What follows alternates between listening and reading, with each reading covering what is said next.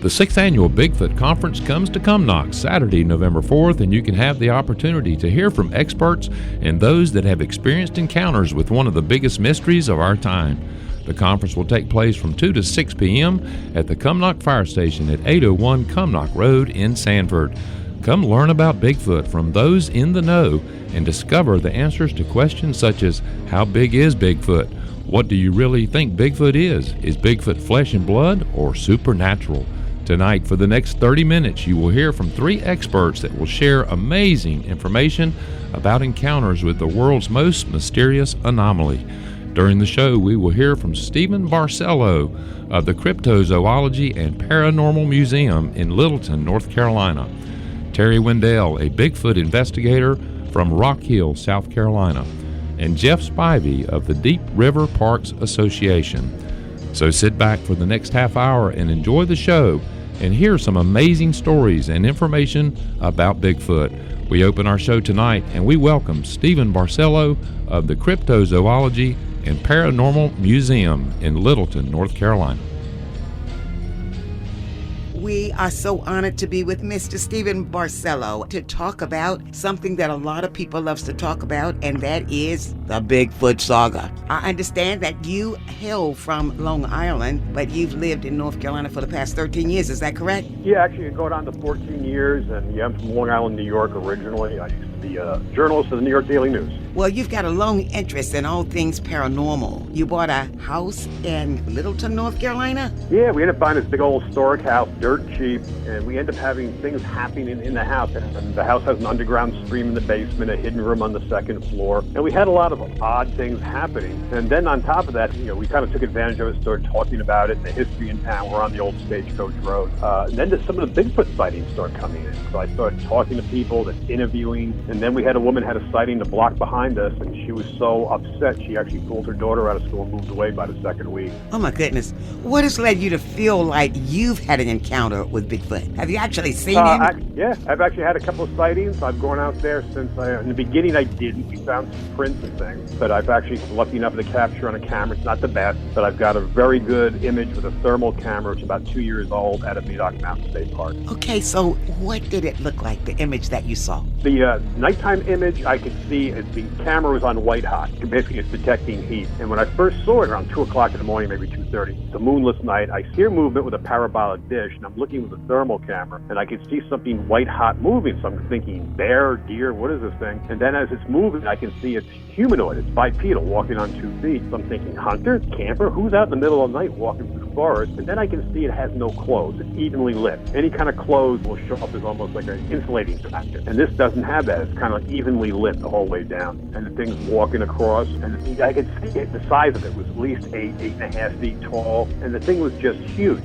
Did you try to get closer, or you thought I better keep my distance? I just stayed exactly where I was. I was on the trail. The thing didn't seem to notice me, or if it did, it didn't care. We had a gentleman there being interviewed by one of the local journalists who claims a group of 3 campsite, and that was roughly a couple of weeks early, maybe 3 weeks early. We got him to come back and camp out with us, and we interviewed him, and then other people told the story, and he was telling the story to the other reporter. So I've heard the story so many times at this point, I just went back up the hill and went to the spot where the night before, and I had my thermal camera, and like I said, with a parabolic dish, I heard noise, and that's when I saw this thing walking across the bluff, the hill above me, and then eventually it walked past. I got a couple of really good clean shots, and then at that point, it kind of just disappeared. Now, I'm basically pick up my phone now. I'm blacked out. I don't have my headlamp on. So I'm basically trying to contact the guys that are down the hill saying, like, something's coming your way. And, of course, the phone didn't work, so I had to turn my headlamp on. I had to head down the hill. And by the time I get down the hill, I show them what I got on the thermal camera. Everyone comes back up the hill where I was. We're looking for it. After about 20 minutes, I was being dead silent. Something comes crashing through the trees, like something threw something at the top of the trees, like a branch or a rock or something like that. And then we had nothing after that. But it was just kind of a crazy night, and I was just lucky to be in the right spot at the right time. That's kind of my Mona Lisa as far as evidence. Now, is that the only time that you feel that you have actually seen Bigfoot? No, actually, I think I had one other sighting, and that was years ago. That was a daytime sighting. I saw something in the distance, rocky between a tree, and it looked sort of like almost like a shadow person, a black silhouette. And if that's all we saw that day, I probably would have written it off. But we had a series of other events. We ended up finding a huge print, like something followed us down the trail. We had something making movement. So I think we came across a group of them possibly crossing. And this one, I don't think it was real big. I would say that one was probably more in the 5.5 to 6 foot range. So it's not outside the scope of being humanoid, but it was just kind of odd. By the time I took a couple of pictures of the camera, actually got it. Like I said, it was kind of out of focus because the camera was on autofocus. I put it on manual focus, lift the camera back up, and it was gone. So at that point, that was the only shots I got. And my daughter was with me, so I was showing her. So we're looking for it. We're trying to figure out what it was. And then as we traveled down the trail, that's when we had some other things happen to us. And on the way back, coming up, and we found the print, and we found a log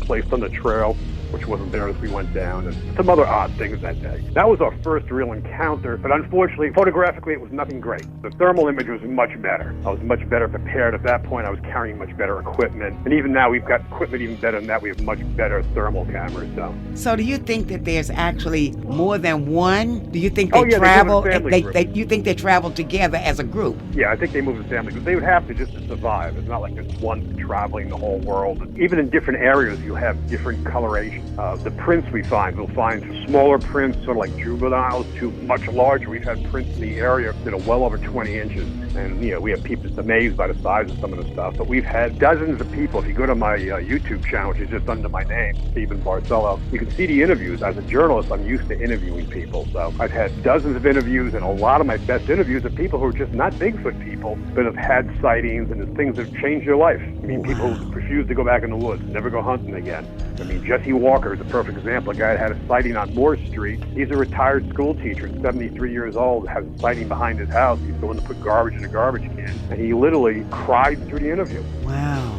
Well, when I think about the Bigfoot, I always think about a humongous gorilla or an ape, something that's big, tall, and jet black with hairy arms and hairy legs, and that's what I see him as. But there are gigantic gorillas. Sure. Maybe it could be. It was Gigantopithecus. A lot of people believe it comes from there, with these huge gorillas that existed in the past. And I think it's easier for us to wrap our heads around that. Well, do some of the people that you're talking with, a bunch of friends or relatives or people from somewhere else, do they really think you've made it up, or do they really look at you in awe and say, tell us more? In the beginning, I get people that roll their eyes. I've been on MTV, Travel Channel, NPR, PBS, I mean, you name it. And so I've kind of been the guy that goes out and talks about it. Even as a commissioner and mayor, I would go out and do a talk somewhere at a Rotary Club, and I say, I'm Steve Barcelo, Commissioner of Littleton, North Carolina, the home of Bigfoot, Yeah. And I would do the promotion thing. And people go, what did he just say? It's like, but it will get the conversation going. And, if you believe, you believe. If you don't, that's fine. We're not the church of Bigfoot. We're not here to convert people. I'm here to tell stories. And the stories have been around here for well over 100 years. And I don't think that we really live in this world alone. I think that there's something else that roams the street. But why do you think that no one has actually found physical remains of a Bigfoot? We don't know, and that's always a big question. Like, how come I've never seen one? But there's a lot of animals that live around here I've never seen dead.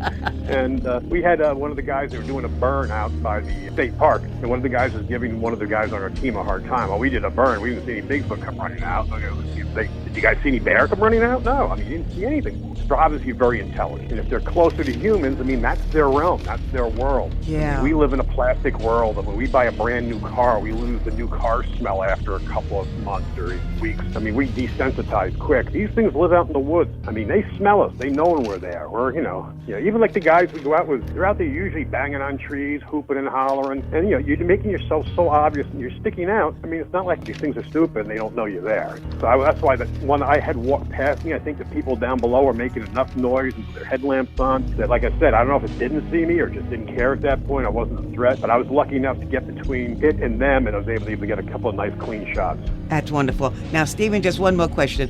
What would you like our listeners to know about Bigfoot? I mean, I think it's something that if you're interested in this, go out and put boots on the ground, do an investigation. It's fun. It gets you out and gets you away from the electronic devices, Although you end up buying more electronic devices like thermal cameras and things like that. But there's things out there that we don't understand. And, some people are frightened by it, but for the most part, go out and check it out. If you're curious in this, I mean, it's something you can go to your local park and check things out. But Sanford's known for sightings in that area. And so that's a great spot to go out and check things out. Come to the festivals, listen to people speak, and don't be afraid to ask questions. That's what we're there for, to discuss things. We're used to it. I'm open 7 days a week in my museum. We just answer questions all day long. You have just heard from Stephen Barcelo of the Cryptozoology and Paranormal Museum in Littleton, North Carolina. We now welcome Terry Wendell, a Bigfoot investigator from Rock Hill, South Carolina. I would like for you to tell us a little about yourself. I know that you are a Bigfoot investigator from Rock Hill, South Carolina. That is correct. And you've been actively investigating Bigfoot for a lot of years, I understand. I have. First got interested in Bigfoot when I was around 8 or 9 years old on my grandmother's farm, and had very strange things happen that I couldn't explain. Back then, we didn't have the internet, so you couldn't Google stuff. You had to read these things on books and find out about things. I really didn't know what was going on until later in life, and I looked around and it's like, wow, okay, that's what I'm seeing in the woods. Here's Bigfoot. So, but whatever it was, I've always get this weird feeling when I was in the woods, a boy walking around, that I was never by myself, that somebody was watching me. Not like a creepy feeling, like they're going to hurt me, but just that somebody, if I turned around fast enough, that I'd see somebody duck behind a tree or something like that, but I never did. But whatever it was never hurt me, so I just figured, well, okay. So far, I'm okay, so let's keep going. That progressed, and I got into, I guess, what I call my official Bigfoot research around 2015 or so, when I actually went out with some folks who were Bigfoot field investigators and kind of knew what they were doing. And I learned a lot. First of all, you don't have to go tromping around through the woods in the middle of the night. You do it right. You go make a fire, sit in the woods, and they'll come to you if they're interested. But that was kind of my very first experience of, good heavens, there is something out here. You got a rock thrown into camp that very first time, and the guys that were with me had thermal gear and were able to recover the rock and gave it to me as kind of a memento. I still have that rock on my desk, and I take it with me whenever I go on speaking it. So in other words, you have never actually seen the image? Or have you seen the image in the woods? I have never seen one in person, but I have been very, very close on enough instances that I know they're there. I can't tell you exactly what they look like. I've never seen one. I've heard them. I've been poked in my shoulder through my tent wall one dark night in the Georgia woods by one of them. Again, didn't hurt me, but it was creepy at first. But then you realize, well, he's not hurting me. He's just kind of standing there, and he's poking me in the shoulder. Okay, this is really cool. All kinds of things like that. So you felt the touch when he poked you in your shoulder. What were your immediate thoughts when you felt that poke? My immediate thoughts when I felt that finger poke me through the shoulder. First of all, I heard him walk up behind the tent. Footsteps, just heavy footsteps, footfalls, just thump, thump, thump. And then he stopped, and I heard him sigh, kind of like a, and I'm laying there thinking, oh, this is crazy. This is not happening. There's Bigfoot standing right behind my tent. He's standing right behind my tent. I'm a side sleeper, so I'm sleeping with my back against the wall of the tent, and I feel through the wall of the tent this poke. It was not a stick. It was not a dog's nose. It was a finger about twice the size of my fingers. I could feel the hard nail on the end of it, poking me in the shoulder. So my brain is going into overload at that point. Like, oh my gosh, what am I going to do? What am I going to do? What's he going to do? He's going to carry me off in the woods. What can I do? And it dawned on me, well, Terry, he's not carrying you off in the woods. He's standing there, and there's really nothing you can do. Oh my gosh, this is so cool. He's poking me in the shoulder. This is so cool. And I know it sounds crazy, but it was just one of those moments where you come to the realization that these things are real. And if he wanted to hurt me, there's nothing I could have done about it at that point. But all through my course of investigation, nothing has hurt me yet. Now, I will preface, don't be silly. Don't take things for granted. Anybody can have a bad day, even Bigfoot. So be careful. If you were out walking on a trail and you happen to turn a corner on the trail and there's a big bear standing in the middle of the trail, I would hope your first thought would not be, oh, let's go pet Boo-Boo. He's so cute. Let's go pet Boo-Boo. No, I would think you would say, oh, let's either get out of here or stand still. And that's kind of my same take with Bigfoot interactions. Let them make the call. If they want to come in closer, let them. If they don't, that's fine. If they want to leave, let them leave. Don't chase them. We're in their house when we're in the woods.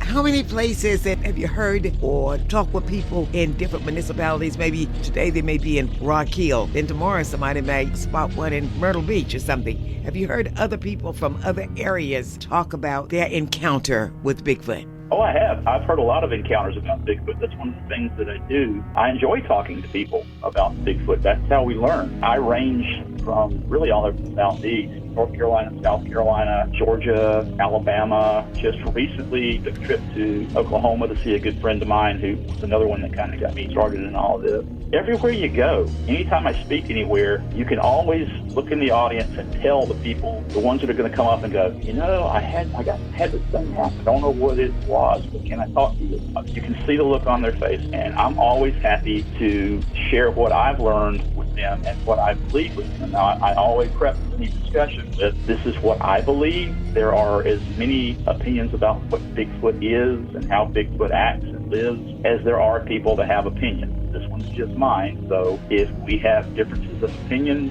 that's fine. I'll still be your friend, and we can still hang out and eat pizza together. In your mind, what does Bigfoot look like? And do you think they travel in pairs or teams or groups? Okay. Again, I've never seen one. I've never seen a Bigfoot. The descriptions that I have is they are very large. They are hairy. The colors can range from browns, blacks, grays. There's even been some reports of some silver or white ones. Generally, in this area, the body size is probably 8-9 feet tall, maybe. There are some smaller ones, and you have to remember, if there's a Mr. Bigfoot, it's been going on for all these years, that means there's a Mrs. Bigfoot and there's kidlet Bigfoots. Okay. So they come in different shapes and sizes just like we do. If you're out in the Pacific Northwest, the body size tends to be massive. That's because it's cold out there. You need the body mass to keep you warm. You go down to Florida with the skunk ape. They're thin and smaller. It's really hot in Florida. A huge, big body mass would be a bad thing down there. So just like us, they come in different shapes and sizes, I think. I think they're all basically the same, just like people are all basically the same. We just look a little different and speak a little different. There's tall ones of us, short ones of us. There's the same with Bigfoot. Has anybody that you've talked to ever heard anything, just a grunt or anything, any words that came out of Bigfoot's mouth, possibly? Oh, now, English words, no, but plenty of people who have heard sounds, noises. There's a thing called the Sierra sound that if you're not familiar with that, that's a great thing to Google and look up. That's two guys who recorded Bigfoots talking to each other, and it's two distinct voices. It's a conversation. We don't know what they're saying because it's not in English, but I have heard those exact sounds, or I guess I should say similar sounds, up in the mountains of North Carolina, not far from where you guys are. It was so clear, I thought it was a couple of guys that were with me in another tent playing a recording on their phone, just kind of goofing around, and got up the next morning and they said, oh, that wasn't us. No, we heard it too. Again, I don't know what they were saying, but it was two different voices, just like you and I are talking here, and they were having a conversation about something. Boy, there are two schools of thought as to what a Bigfoot is. One is a flesh and blood missing link. Two is a creature having supernatural capabilities. Which one do you think it is? Oh, that's a good question. What is Bigfoot? I think they're both. Because let's talk about supernatural aspects first. What is supernatural? What is magic? Magic is a word that we use to describe something that we don't currently understand or can't currently explain how it happens. I think they can do things that we don't yet understand. Is that magic? That's a word. You can call it that. The Native American people will tell you that they are both. They have one foot in this world and one foot in the spirit world. Bigfoot is also a physical creature. We can track them. They leave tracks. They leave sticks broken. They leave poop. You can actually track them, and to be able to track them, they have to leave signs. Therefore, they are a physical creature. So my belief is they're a little bit of both. Terry, is there anything you would like our listeners to know about Bigfoot? Actually, there is one thing. I would hope that people that are listening to us now, if they would come away with the understanding when we're in the woods, we're in Bigfoot's house. Be respectful of that. That goes a long way. I've had experiences where I've done something as simple as pick up trash while I'm out on a camping trip. That makes a difference. It's surprising. You wouldn't think it would, but there's a thing about respect. I have a very good friend who always closes all of her speaking engagements with this phrase, and I'm going to borrow it from her. If there's respect between us, there'll be no problem. So whenever you hear about all these people that got run out of the woods, Bigfoot screaming at them and all this stuff, well, what were you doing? What did you do to cause that? Just respect the notion that we are in their home, we're guests there, and respect them, and I think you won't have any trouble. You've just heard from Terry Wendell, a Bigfoot investigator from Rock Hill, South Carolina. WFJA now welcomes Jeff Spivey of the Deep River Parks Association. Mr. Jeff Spivey, the president of the Deep River Parks Association, and he worked alongside Ms. Margaret Jordan Ellis in the developing years of the Deep River Park in Cumnock and Carbonton. He is a native Chatham County person and an avid hunter. And though he has not seen a Bigfoot, he encountered something unexplainable one night during an outdoor discussion. However, he has spoken with several local people who has seen Bigfoot near Cedar Creek in the vicinity of the Camelback Bridge. So, Jeff, are you a believer? Oh, yeah, definitely. So you really think that there is a real Bigfoot? What has led you to feel like you've had an encounter with a Bigfoot? It all began when I was young with the Parkers. They're pretty famous about their research from back when I was in grade school from the 70s and 80s. So one of my friends growing up, his grandmother actually was leaving church one night from playing bingo, and her and three of her friends was in the car with her, and she was coming back through one of the roads down there near where you were talking about, and they actually encountered one sitting on the bank with his feet in a little ditch, kind of just playing in the water, and their car was so quiet they kind of snuck up on it, and they slammed on brakes, and then the thing just got up and walked away. So that was the first time that I actually knew somebody who gave me an eyewitness account. And then since then, the Parkers had evidence for castings, they had hair samples, they had a lot of pictures. And then I did an interview with a girl that was coming back from basketball practice near that Cedar Creek place there, and it was trying to cross the road and go from one side of the road to the other, and she literally almost ran over it. She panicked and hit the gas instead of the brake, and when she went home, she complained to her parents about why would Ashboro let one of their gorillas loose just to run around out here. Isn't that dangerous? And then her parents had to calm her down and explain to her that you didn't see a gorilla, what you saw was the Bigfoot. After she described what she's seen, and it's not just been those accounts, but it's been several more, but that's what we'll be talking about at the festival or at the conference. We share a lot of eyewitness accounts, and even my son had an unexplainable event, and that's kind of the way I like to describe my encounters. I had two encounters myself, and I just cannot, through what happened and what I know to be absolute truth, explain to you what happened, where we were, how we were out in the middle of nowhere, and there should have been nobody where we were at, but yet we had an encounter that we couldn't explain. And the one that was so intense, it was at dark, so we couldn't see. But there was other indicators that we were in the midst of something that we should probably be very scared of. So we kind of just left and never went back. Can you tell us about the size, about how big it was? Yeah, the girl that I interviewed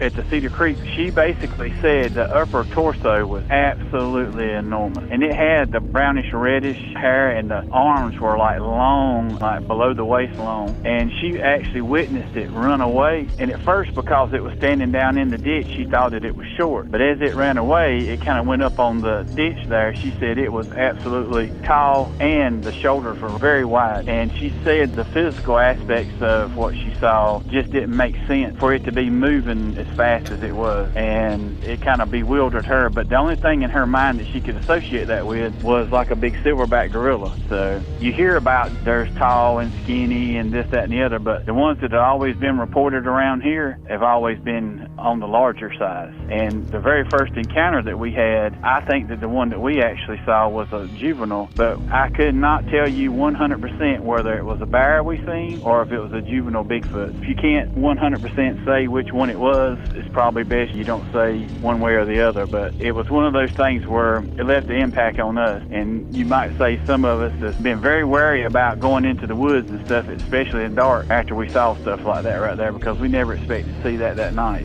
So, there are two schools of thought as to what a Bigfoot is. One, a flesh and blood missing link, or a creature having supernatural capabilities. What do you think Bigfoot is? I tend to lean towards the Gigantopithecus side of it. Whether it has capabilities or it has help from other entities to go through portals or anything like that, I don't have any experiences with that. We do know that one guy who has, and he actually has video and pictures of it, but I do know that what we saw and what was explained to us was a physical being. It was flesh and blood, and it was there at the same time that these people were there. And if I had to describe it, I would describe it best. If you go back and look at what they found in the caves in China, where they got the best fossils and fossilized skulls and teeth and all that stuff with the Gigantopithecus, that's probably the closest definition that I've ever seen to what it was explained to me. But you also asked about the where and the why. They actually say that they follow the river, and it's always a water source, and as most of your rivers and stuff like that are always heavy in vegetation or forest or something like that, so that they can hide real easy. Out of all the 5 or so different encounters that we've had, it's been very near to a river. And the night that we actually kind of got scared was they actually had these ponds that were in probably a quarter mile of the river, and we think that they actually left off the river, went to those ponds and went around and tried to catch whatever they could for their dinner, frog, snake, fish, whatever, and then was coming back through what they call the skitter trails and the logging roads. That's where we were, and we were just happened to be in its way when it came back, and it was going straight towards the river when it came to where we were. Do you think they only live near the water, or do you think they live in thick wooded areas and just use the water for a source of nutrition? Yeah, and migration. I think they use the water as sustenance, and that's how they travel from one place to another. They follow that river to some sort. And I guess over years they learned the best route, and whatever the best route there is for them to use, I think that they migrate, because believe it or not, we wouldn't see them from time to time, like 2 or 3 years or something. We wouldn't hear anything, and then all of a sudden you'd hear about 2 or 3 encounters, and then it'd go another 2 or 3 years before you hear anything about them. I don't know their migration, but I do know that there's certain swampy areas by the rivers and stuff that they probably hang out, because when they're there, nobody else and no other predators would be in there that they would have to worry about. But all in all, you do really believe that Bigfoot does exist? Oh, yeah. Yeah, there's too many sightings, there's too many things that's happened, and I think it's probably much like people. There's probably the good ones and the bad ones, and you've probably got all sorts of them just like you got all sorts of people. But do I know all the answers? Absolutely not. And one of the best questions that was ever asked to me during any of these festivals and any of these conferences was, what are you going to do with one when you catch one? And I made it very clear. Our obligation to these investigators and what we're actually after is the only thing we're going to catch is evidence. We want good pictures or good video or, some good samples of something so that we can take and have it studied and say, yes, definitely, this belongs to, and then somebody smarter than me will actually have to draw the whole conclusion. Yeah, so what would you like the listeners to know about Bigfoot? Well, I think that there's really not enough of them out there for you to actually worry about it, but I would say if you ever came across one, you respect it, because I think that they're worthy of all of our respect, because they're pretty big and pretty powerful. WFJA wants to thank Stephen Barcelo of the Cryptozoology and Paranormal Museum in Littleton, North